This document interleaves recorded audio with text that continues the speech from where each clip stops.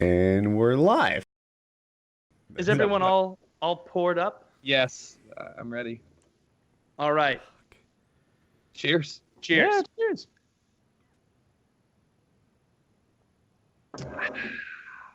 I feel like you should outline the general, what we're thinking about doing here. Yes! Yes! Look at that face. That's the face of a champion. Oh, no. Oh, people are probably going to ask, what's everybody yeah. drinking tonight? So we did make sure everything's the exact same strength, even though it's not all the same shit. So Tucker's got Tito's. Kyle. I have Gran Gala, which is an orange liqueur made with VSOP brandy instead of cognac, which is what you get when you drink Grand Marnier. It's $20 a bottle for the size that Woody has, a 0.75 ml bottle, whereas Grand Marnier is $38. Much better price, and it tastes better, and it wins the blind taste test between the two. Well, there you go. Woody has the same, and I have Lunazul Blanco Tequila. An excellent tequila, if you ask me. I agree. It made my throat really hot right now. Walk us through what's happening to your body. Yeah, Woody, tell us about your palate. Tell us about the flavor layout there. What are you tasting notes of? So I can taste that it's orange, but mostly like I'm warm. I swear I'm already drunkish, which sounds ridiculous, right? But there's a sort of instant like, oh fuck, we're not joking around with this. It's like a placebo effect. You know, you expect to get drunk, so you're already like, all right, we're elevated. If people are somehow new to the show, if 382 episodes in, they're like, you know what, I'm gonna give this thing a go. I'm not a drinker. We do a drinking episode every like year and a half, and that's literally the last drop of alcohol I had was the last drinking episode, whenever that was. And remind people how that last experience with alcohol went for you. Oh my god! It ended with me thankful that the tile on my bathroom floor was so cold as I vomited. It was like right after that show was over. I remember Kyle was like, "Hey Taylor, you want to play Civ?" And I'm like, "Yeah, sure. I'll have another drink or two." And you're like, "Yeah, me too." And so we hop on there, and Woody was like texting us in our group chat of like, "Oh, I'm vomiting and it's not making it any better. When's this gonna end?" And it's like, you're in for the long haul, buddy. Oh, it was bad, and it's bad. Something Kyle described it. He says, "Well, as soon as you drink it, you get like a warming feeling, and it occupies that hole in your soul where love is supposed to go." Yeah, and I can see what he's talking about. It's just it's as if it went down and coated me like an oil. It did. This is so reminiscent of like hanging out with somebody who's like, so I tried smoking weed for the first time, and you have no idea. It was just like, I was so warm and tingly, and I'm like, yeah, okay, nice. Yeah, you were enjoying yourself. Well, hopefully this one goes better with nobody on their or worse. You know, I think the last one went really well. That's what. Yeah. Why are we benchmarking it as a bad night if you throw up? That's just a consequence of a good night. This is just water. They told me to down it to keep myself hydrated. Yeah. Yeah. Drink a glass of water with every 2 drinks. Will keep you feeling good. Yeah. I think that's went well. It's a good enough metric. Fuck. Well, it's one of those things that like I never really tried to follow until I went out with a friend of mine who was like 30. I think he's like 35. And we're sitting there at it was at X Games in Austin, so it was really hot outside, and we had been drinking the entire day. And it's one of those things where like you lose track of how hydrated you're supposed to be because you're still going to the bathroom every now and then. So he was like, "Hey man, you should try and do this whole glass of water every 2 drinks." And I don't think I've had a bad hangover since, and that was like 2 years ago. Yeah, so much of it is making sure you've eaten something. And then drinking a bunch of water. You doing good, Woody? We're what, 5 minutes in? 6 How come minutes no in? one else's face is red? This is just called a Thursday for me, Woody. Yeah.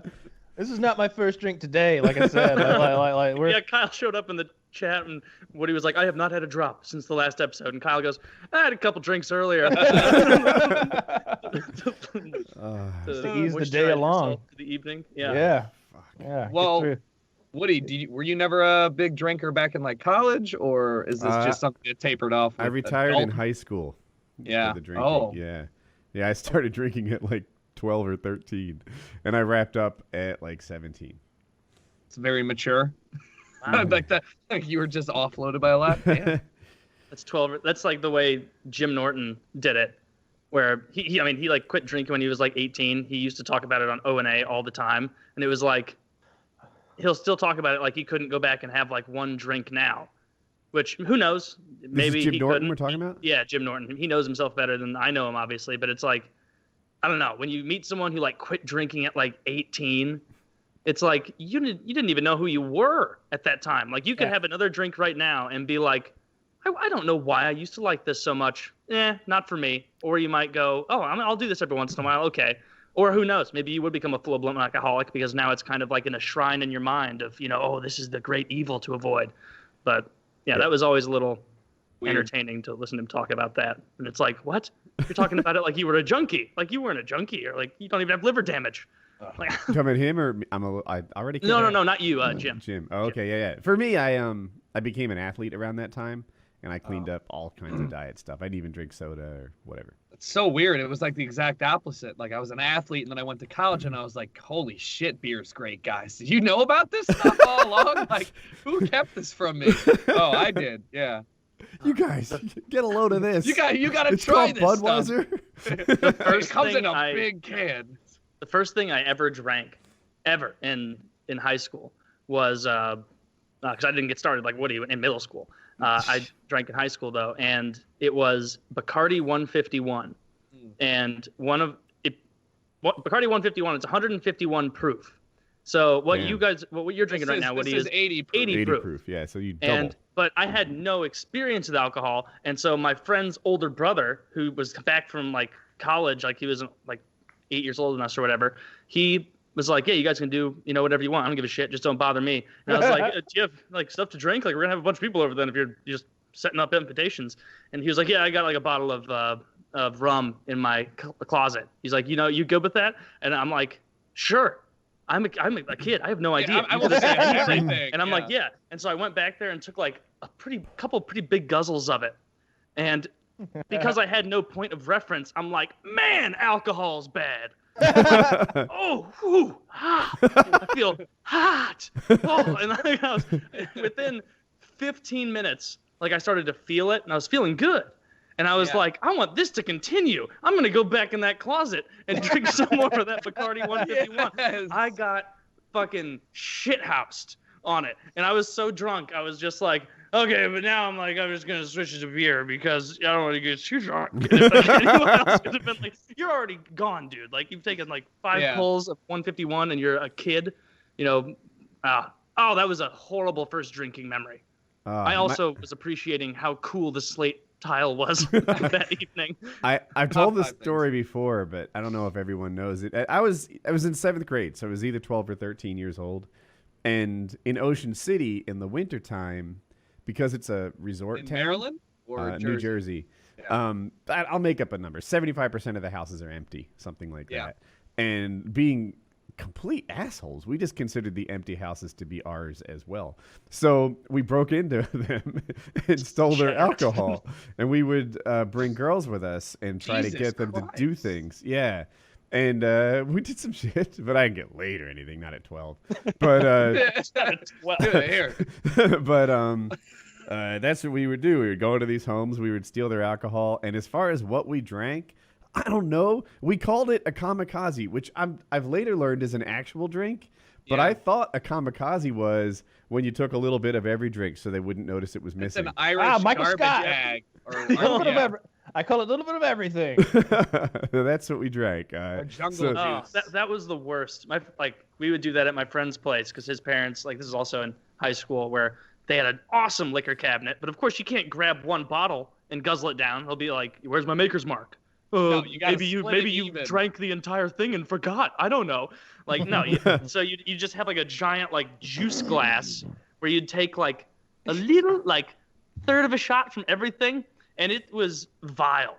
It was truly It tasted like death. It doesn't always But mix as a kid, right. you're like, I'm just trying to get fucked. I'm just trying to get fucked up. Here's the thing. I lived so far away from all the people in high school, 45 minutes away, that I never got invited out to the parties. Or when I did, I was like, well, how do I don't know people well enough at school that I could lie and be like, Mom, I'm going to Jay's house, but I wasn't going to Jay's house.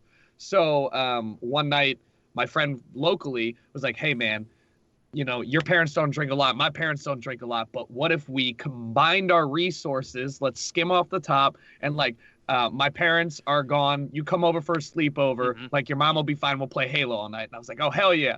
So I like got a plastic water bottle, and it was like not even halfway full of just a myriad of disgusting shit. And that was the first time, I think I was like 16. I was like, we watched infomercials, and my friend was like, dude, shaking your head is so heavy. I was like, okay. He's like, no, you gotta try it. It's really heavy. That's about it. That's all the fun we had. I was like, yeah, infomercials were pretty cool. We were too drunk to play Halo. So you only got drunk enough to not appreciate it? Yeah. Drunk enough to not play the game you were there for. I was just like, this isn't that great. And then I didn't go back until like literally college. And then I was like, oh, never mind. That's funny. What I don't understand why kids. I don't understand why kids don't make their own liquor. Now I know why I didn't. I didn't know how. Kidding? You know how hard it is to distill stuff? It's so fucking easy that it's criminal. It literally it's sugar. If you're a child doing it, it is. Yeah. It's sugar, juice, hot water, and yeast, right? Like and you just put it in a bucket. In a dark bucket. But the problem is you have to put it. You have to make it. Like when your dad comes out and you're just like, oh, this. It's a science project. Like, yeah, he wouldn't know. You know, put it in your closet, put it under your bed, whatever. You know, and the longer you wait, stronger it gets. You know, you can make some wine grade stuff. So much easier to play Hey Mister and get a guy to go buy you alcohol. I want to tell you, oh yeah, my friends have all played the Hey Mister. The first time I got caught drinking and was going to get in trouble for it, I left my phone like playing music or something like that, and I got a text, and my mom checked it because it was playing music for like outside of the pool where my friends and I were, and because people were still coming over, and so she checked it and she came out and she was like, "Taylor, get up here!" And I was like, "Oh, something's awry." And so I went up there and was like, what's up? And she's like, "You want to explain this to me?" And my friend had texted me like, "I'm on the way. I didn't forget to bring shot glasses this time, haha," or whatever. And I was like, I don't know, you know, we were only going to drink a little bit. And she's like, "You tell all of your friends to go home right now." And so I had to tell my friends to go and like just sit in my room for a while and wait. And then my parents, my dad got home. They were going to give me a little talk. And it was like, they got home and they said, "We're going to talk to you about this tomorrow. We're going to talk about, you know, to ourselves, you know, a little parental communal meeting over this. And then we'll talk to you about it tomorrow." And I was like, all right, well, I guess I'll just sweat this out and hope I'm not in too much trouble. I'll be going to college in like a year, I guess. So it's not too bad. They can't really get me. The next day, some things were, you know, came to understanding between my parents, and it became clear that they were going to, they came down and they were going to talk to me about it. But the news they gave me instead was, "We're getting a divorce." Well, you were out of the hot seat. And so I didn't get in a lick of trouble. I was like, "Well, I'm going to my friend's house then." And they were like I should have just. I was like, "Well, now I need some booze." You know, it wasn't like this had been a long time coming. It wasn't like a huge shock, but it was almost like a macabre feeling of like, man, that kind of sucks, but somebody is going to get to do whatever they want until college, you know? Oh, no. My purpose for that second shot after Woody's tale. My purpose for drinking at 12 or 13 wasn't really to get drunk. It was just to get somebody to touch my penis. That was my main goal. That was really what all the alcohol was about. Means to the problem. Yeah. So with that goal accomplished, they're drunk. I remember like me, my buddy, and his friend who was a girl. I don't know. I mean, whatever. We're like talking on the phone, and this is old school. So like three of us have our ear up by the phone, and someone asked the girl how big my dick was.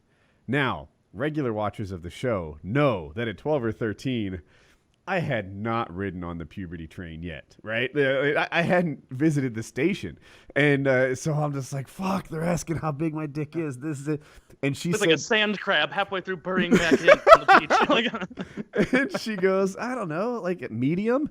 And externally, I was like, huh. But internally, I'm like, fuck yeah! Fuck medium, bitches! Medium! That's what she said. It fits most people. Who's Mr. Medium now? It's medium, but I will advise you it is slim fit. Oh, no. Holy shit.